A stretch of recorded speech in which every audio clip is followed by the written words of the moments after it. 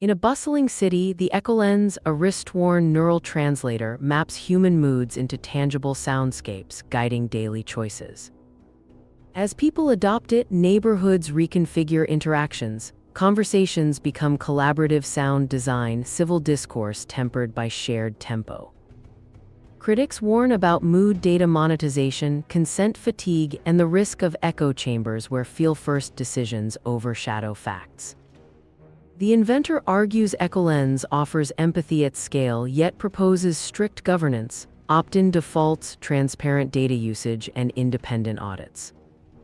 The future imagines adaptive cities where soundscapes reflect collective well-being, inviting dialogue about autonomy, privacy, and humane technology.